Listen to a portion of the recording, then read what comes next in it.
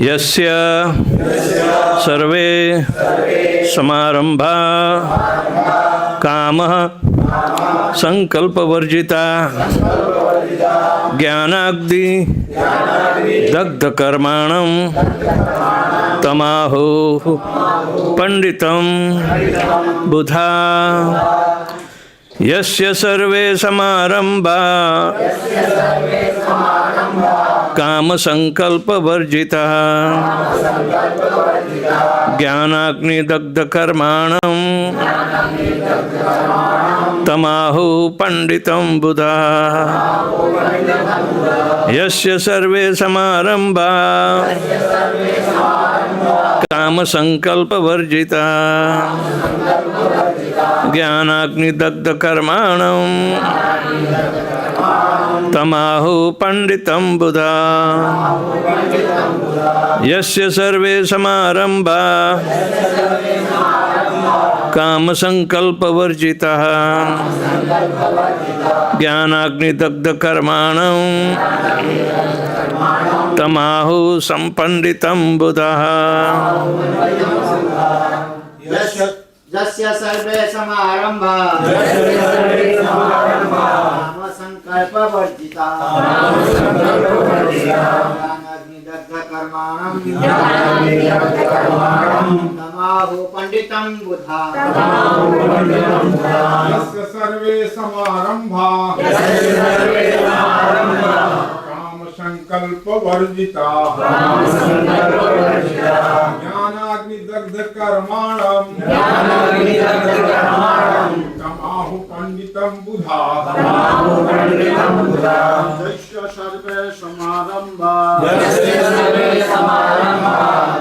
संकल्प वर्जिता ज्ञानाग्निदग्ध कर्माणं तमाहु पंडितं बुधा यस्य सर्वे समारंभा संकल्प वर्जिता ज्ञानाग्नि दग्ध कर्माणं पंडितः बुधा यस्य सर्वे समारंभा काम संकल्प वर्जिता ज्ञानाग्नि दग्ध कर्माणं पंडितं बुधा यस्य सर्वे समारंभा काम संकल्प वर्जिता ज्ञानाग्नि दग्ध कर्माणं पंडितं बुधा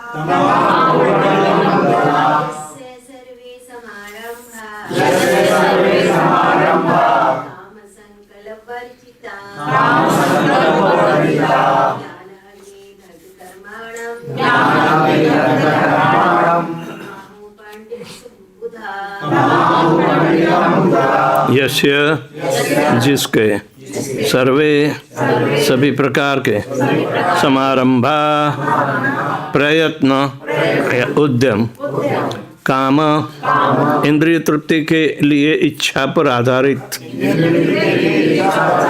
संकल्प निश्चय वर्जिता से रहित है ज्ञान पूर्ण ज्ञान की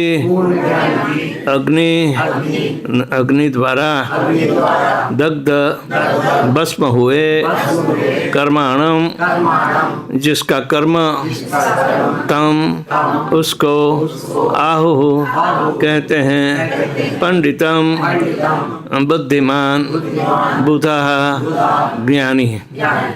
अनुवाद और तात्पर्य से श्रीमदेशी भक्तिवेदांत स्वामी श्रील प्रभुपाद के द्वारा जिस व्यक्ति का प्रत्येक प्रयास या उद्यम इंद्रिय तृप्ति की कामना से रहित होता है उसे पूर्ण ज्ञानी समझा जाता है। उसे ही साधु पुरुष ऐसा करता कहते हैं जिसने पूर्ण ज्ञान की अग्नि से सारे कर्म फलों को भस्मसात कर दिया है। केवल पूर्ण ज्ञानी ही कृष्ण भावना भावित व्यक्ति के कार्यकलापों को समझ सकता है। ऐसे व्यक्ति में इंद्रिय तृप्ति की प्रवृत्ति का अभाव रहता है। इससे यह समझा जाता है कि भगवान के नित्य दास के रूप में उसे अपने स्वाभाविक स्वरूप का पूर्ण ज्ञान है, जिसके द्वारा उसने अपने कर्मफलों को भस्म कर दिया है। जिसने ऐसा पूर्ण ज्ञान प्राप्त कर लिया है वह सचमुच विद्वान है भगवान की नित्य दासता के इस ज्ञान के विकास की तुलना अग्नि से की गई है। ऐसी अग्नि एक बार प्रज्वलित हो जाने पर कर्म के सारे फलों को भस्म कर सकती है। ओम अज्ञानतिमिरान्धस्य ज्ञानाञ्जनशलाकया चक्षुरुन्मीलितं येन तस्मै श्री गुरुवे नमः। श्री चैतन्य मनोभीष्टं स्थापितं येन भूतले कदा मह्यं ददाति स्वपदान्तिकं। वन्देऽहं श्रीगुरुः श्रीयुतापदकमलं श्रीगुरून् वैष्णवांश्च श्रीरूपं साग्रजातं सहगणा रघुनाथान्वितां तं सजीवं साद्वैतं सावधूतं परिजनसहितं कृष्णचैतन्यदेवं श्रीराधाकृष्णपादान् सहगणा ललिता श्रीविशाखान्वितांश्च। हे कृष्ण करुणा सिंधु दीनबंधु जगतपते गोपेश गोपिका कांत राधाकांत नमस्तुते। तप्त कांचन गौरांगी राधे वृंदावनेश्वर वृषभानुसुते देवी प्रणमामि हरिप्रिये। वाञ्छाकल्पतरुभ्यश्च कृपा सिन्धुभ्य एव च पतितानां पावनेभ्यो वैष्णवेभ्यो नमो नमः। नमः ओं विष्णुपादाय कृष्णपृष्ठाय भूतले श्रीमते भक्तिवेदांत स्वामिन्निति नामिने। नमस्ते सारस्वते देवे गौरवाणी प्रचारिणे निर्विशेष शून्यवादी पाश्चात्य देशतारिणे। जय श्री कृष्ण चैतन्य प्रभु नित्यानंद श्री अद्वैत गदाधर श्रीवासादि गौर भक्त वृंद।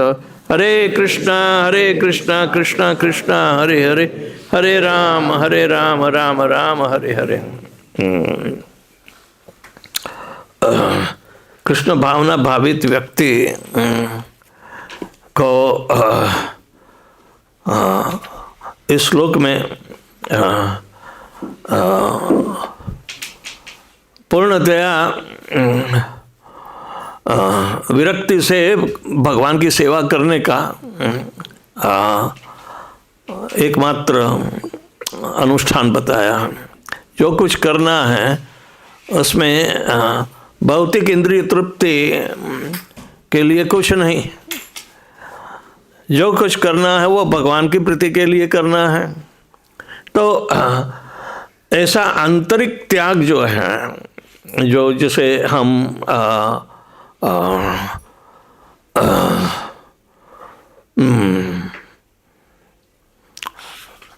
भक्ति युक्त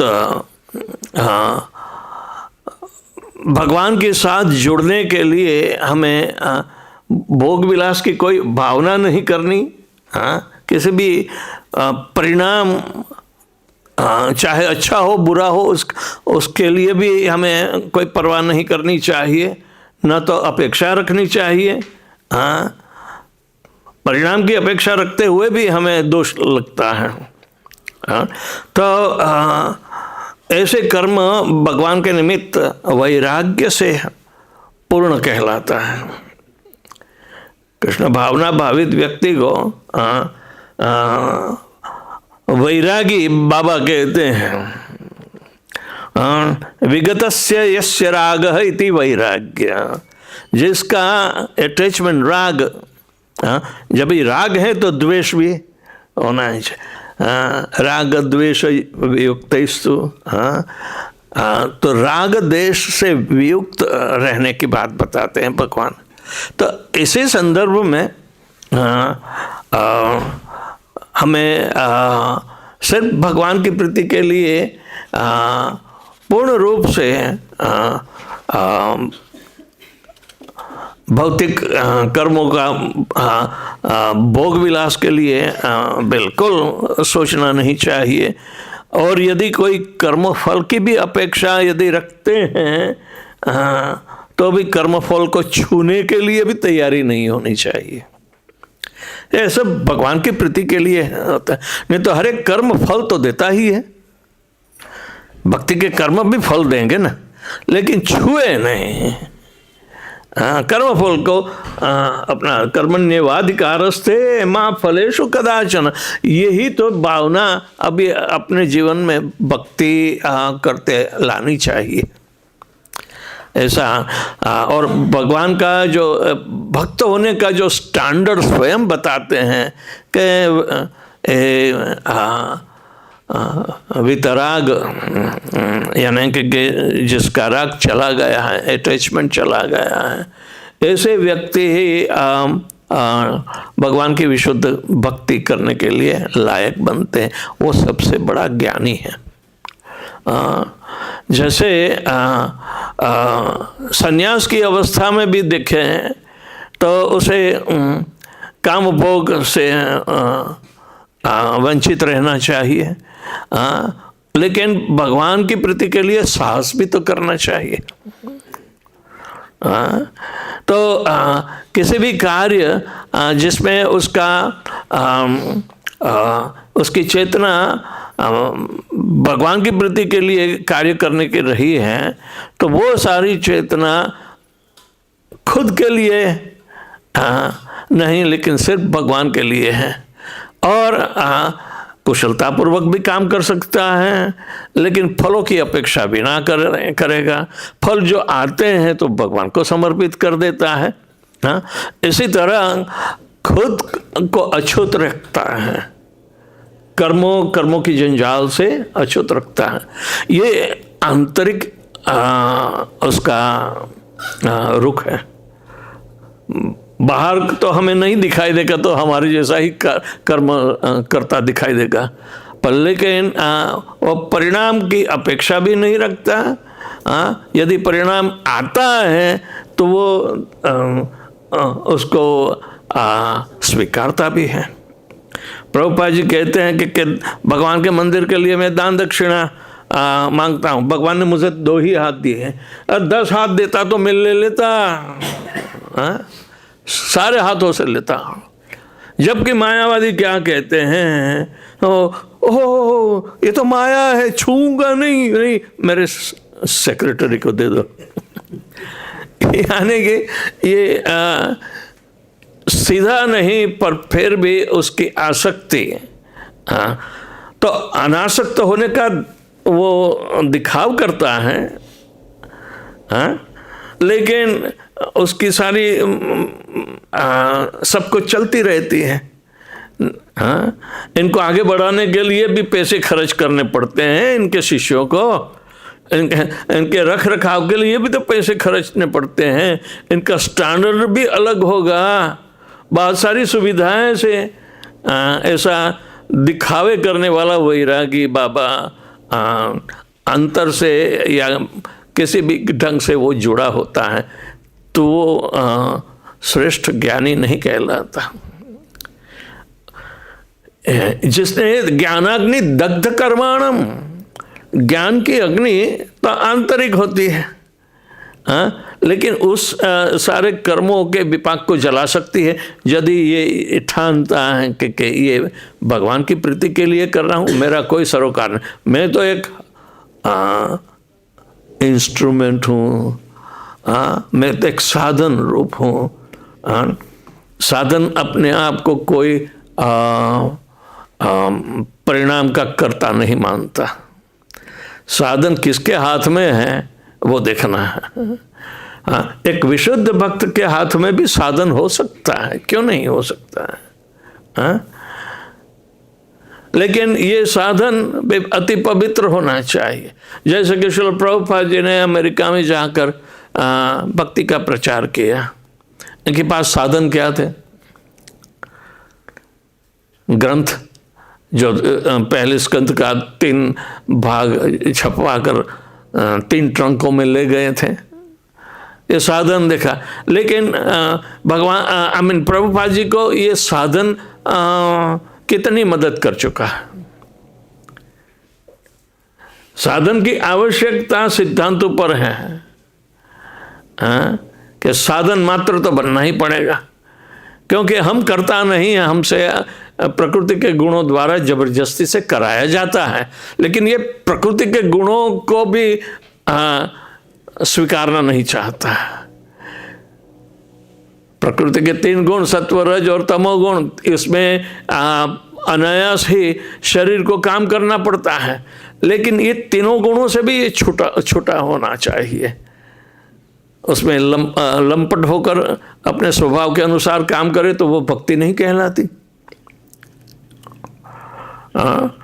भगवान अपने स्वभाव के अनुसार अपनी शक्तियों द्वारा काम कराते हैं, वो सही है, लेकिन हमारी तो शक्ति है ही नहीं। हम तो 3 गुणों से भरे पड़े हुए हैं। हाँ, तो 3 त्रिगुणात्मक भावना हमें तो परवशता से काम कराती है। प्रकृति क्रियमाणानि गुणी कर्माणि सर्वशः अहंकारम विमूढ़ात्मा कर्तारम इति मन्यते। तो यहाँ ये अहंकार का भी नाश होगा यदि ऐसे ज्ञानाग्नि दग्ध कर्माणम आता है, तो अहंकार का भी नाश होगा। जो अहंकार का नाश कर सकता है भगवान के नित्य सेवा में अपना जो दायित्व है वो एक भक्त के रूप में है, समझता है। भगवान की प्रेममयी सेवा में जुड़ा हुआ भक्त। तो ऐसा भक्त सचमुच अपने जो ज्ञान है कि भक्ति का ये बिल्कुल किसी भी परिणाम में भी लगाव रखे बिना सेवा करना, किसी भी प्रकार के हमें परिणाम की अपेक्षा न रखकर जो भगवान ने आदेश दिया है, चाहे हमारे पास कोई साधन नहीं है। प्रभुपाद जी इनका विशद उदाहरण है। इनके पास कोई साधन नहीं थे, वो कोई बिजनेस करने के लिए नहीं गए थे। लेकिन बिजनेस तो अपने आप होता रहा।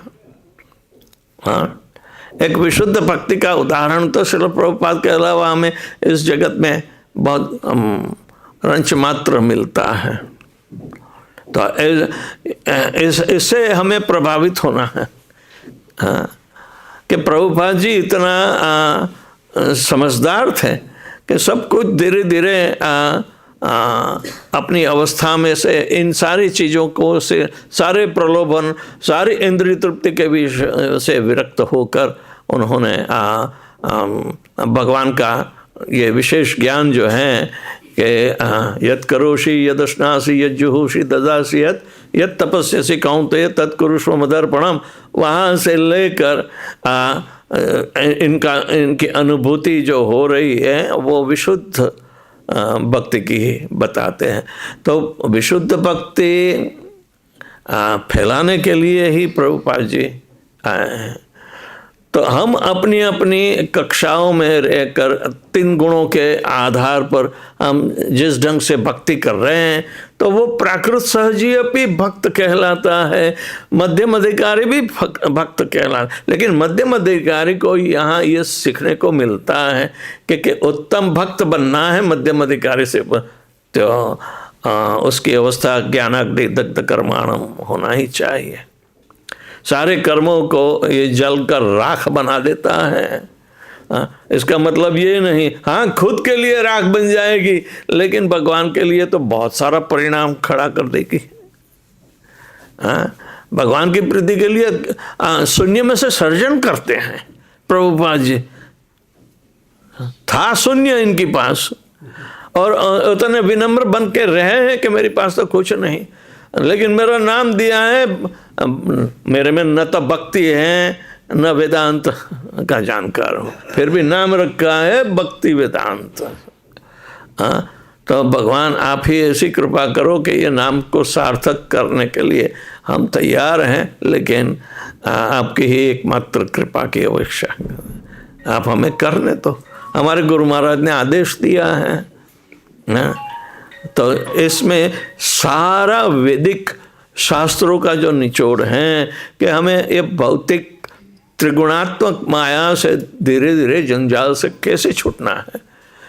छूटने के लिए ही तो आदर्शता में भौतिक जंजाल के अनुसार 3 गुणों के प्रभाव में ये चातुर्वर्ण्यम मया सृष्टम करा है। 4 वर्ण 4 आश्रम की स्थापना की है। तो यह आश्रम की स्थापना में गुणों का प्रभाव ज़्यादा है, पर लेकिन भगवान के तस्य कर्तारम अपि विद्धिम अकर्तारम अव्ययम। मैंने इसकी रचना की है, लेकिन मैं इनमें नहीं हूँ। न तो 4 वर्ण में 4 आश्रम में मैं नहीं हूँ। भगवान को कोई वर्ण नहीं लागू होता, न आश्रम लागू होते हैं।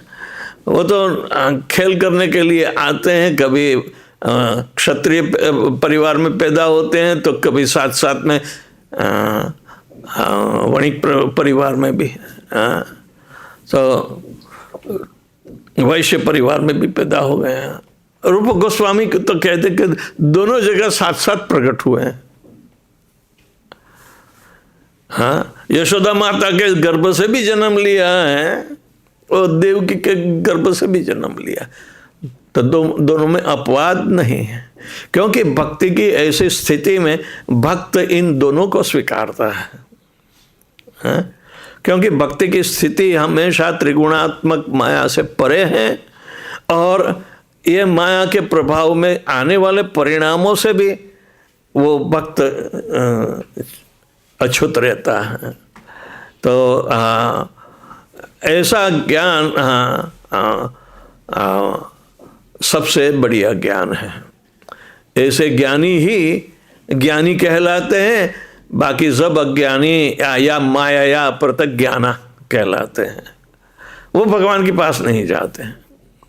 हाँ, थोड़ा सा ज्ञान प्राप्त हुआ और चलो हम तो भगवान के पास पहुंच जाएंगे, ऐसा अहंकार भी नहीं रखना चाहिए। क्योंकि बहुत सारे पंडित भी कर्म की ऐसी जंजाल में फंस जाते हैं कि ऐसे आपातकालीन समय में यदि क्या करना है क्या नहीं करना है उसमें भी गोथा मार लेते हैं।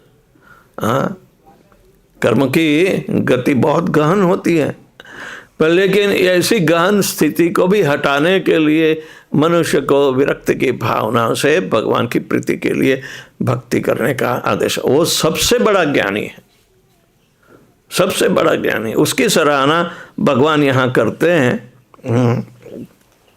कि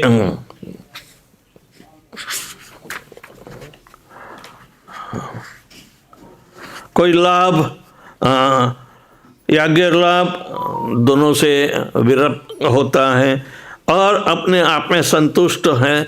सिर्फ मैं सेवा कर रहा हूँ, सेवा में संतुष्ट कब आती है?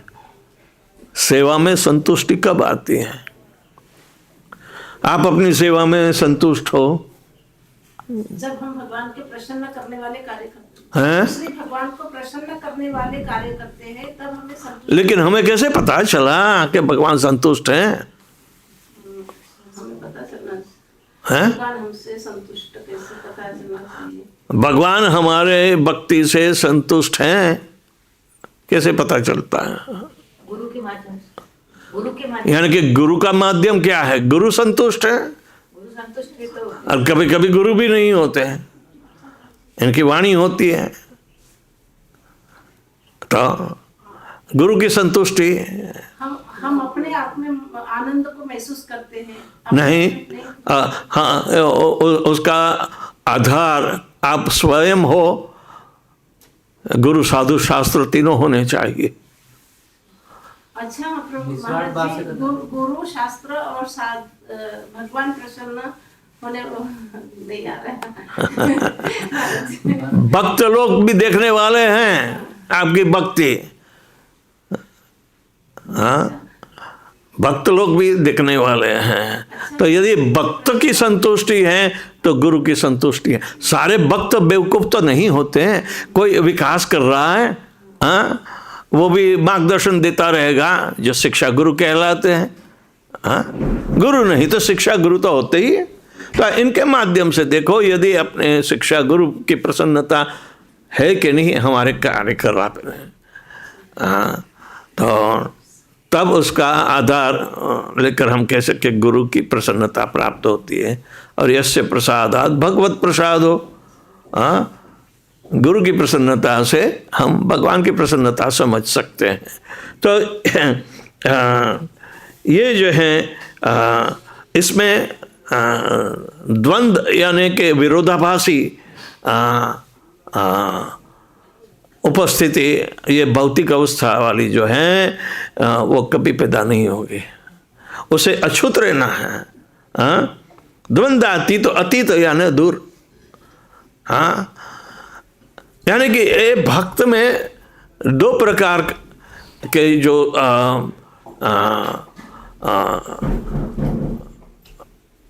दो प्रकार के भाव, दो प्रकार के भाव, एक इच्छा और द्वेष, दो प्रकार के भाव, दोनों एक दूसरे के पर्याय हैं। अलग इच्छा होना द्वेष के कारण होती है। हाँ, भगवान की इच्छा सर्वोपरि मानकर भक्त तो चलेगा, भगवान के आधार पर चलेगा, तो लेकिन हमारी जो दशा हुई है तो इच्छा और द्वेष के कारण हमें ये द्वंद्व मोहे न भारत, ये द्वंद्वातीत तो बनना है। ये नहीं तो द्वंद्व यानी कि एक दूसरे से विरोधाभास वाला ये परिस्थिति हमेशा झगड़ालू होती है। हम अपने आत्मा से ही झगड़ा मोह लेते हैं। हाँ, हम अपनी असलियत स्थिति को जानने के लिए तैयार, हम इंद्रियों को ही अपने आप को मानते हैं कि ये इंद्रिय सुख ही हमारे लिए सब कुछ स्टैंडर्ड बना रहता है। यानी कि तो सामान्य दरेक व्यक्ति को लागू होता है। हम भी ऐसी गर्ता में सहिता है, लेकिन जब समझदारी आती है तो समझदारी की पराकाष्ठा तो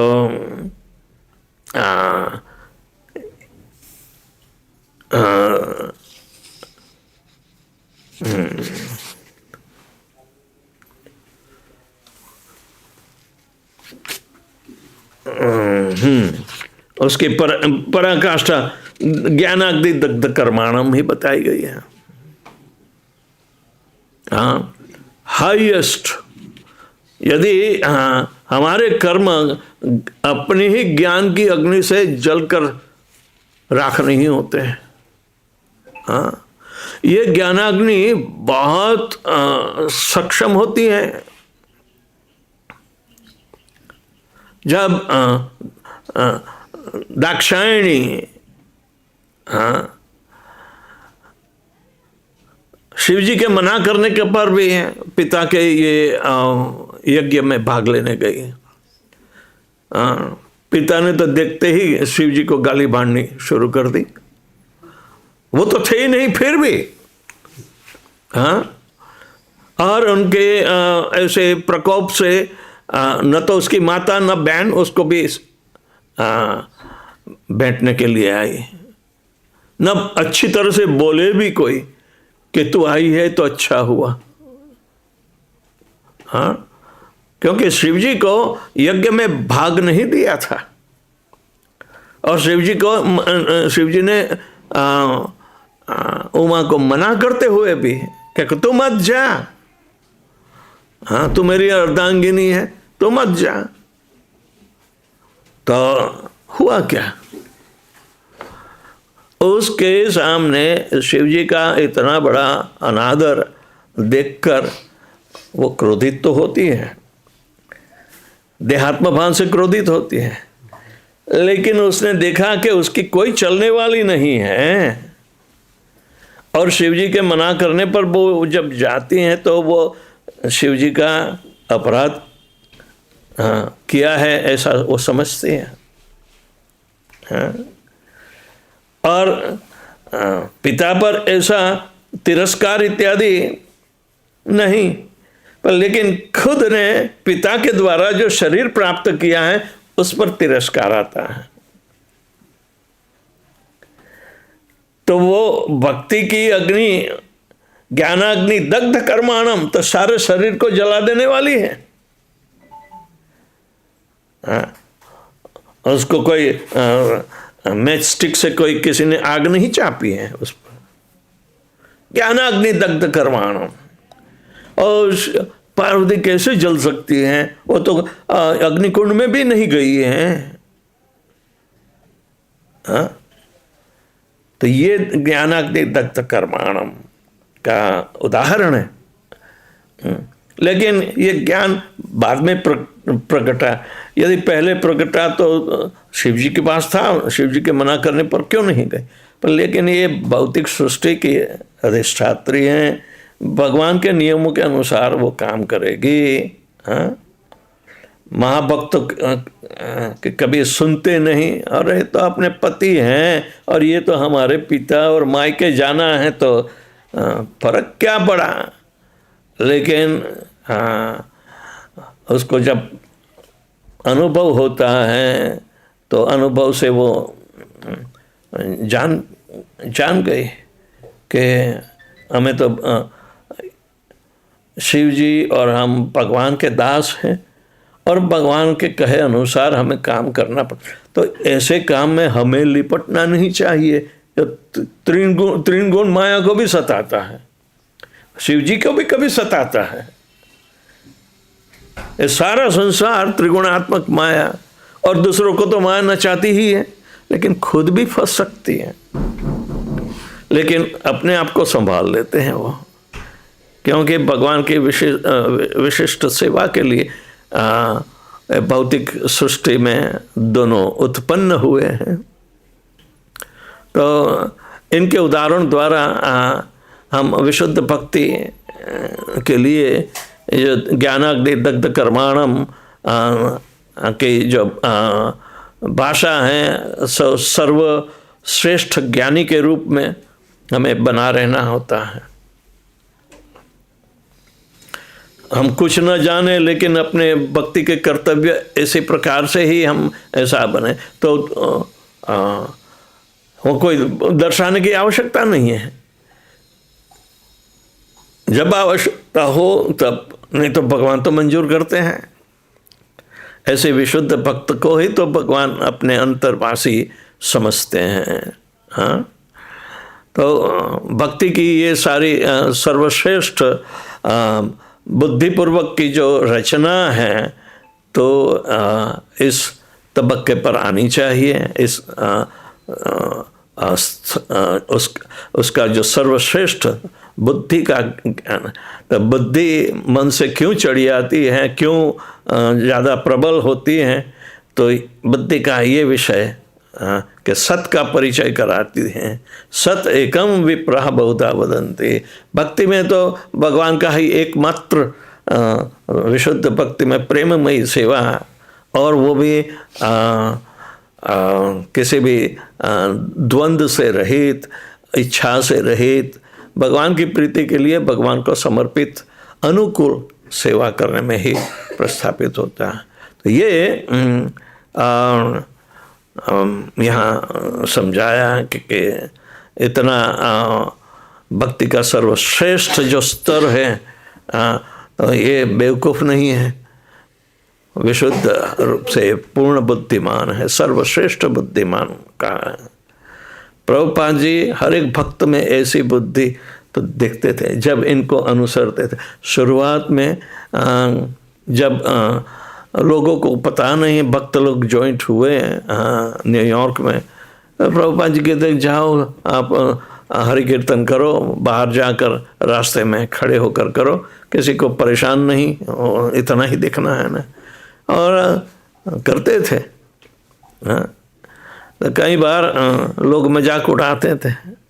हाँ, तो एक भक्त ने फरियाद की कि प्रभुपाद जी देखो ना, हम तो हरि कीर्तन करते हैं और लोग को मज़ा आता है, मजाक उड़ाते हैं। हाँ, कि हम लोग ऐसे कभी दिखे नहीं, इन लोगों को वो समझते हैं नहीं। हाँ, तो प्रभुपाद जी कह उसकी चिंता मत करो, उनको पता ही नहीं है, बेवकूफ़ लोग हैं। हाँ, क्योंकि ये जगत में सर्वश्रेष्ठ बुद्धिमान लोग यहाँ भगवान के नाम में नाच रहे हैं। उस समय से पहले से ही भगवान ने अपने शिष्यों को सर्वश्रेष्ठ बुद्धिमान बताया है, जो बिना अपेक्षा भक्ति की सेवा में जुड़े हैं। तो अवश्य ये समझने की आवश्यकता हमें रहती है, और तब भक्ति को आगे बढ़ा सकते हैं। तो कोई किसी को प्रश्न है?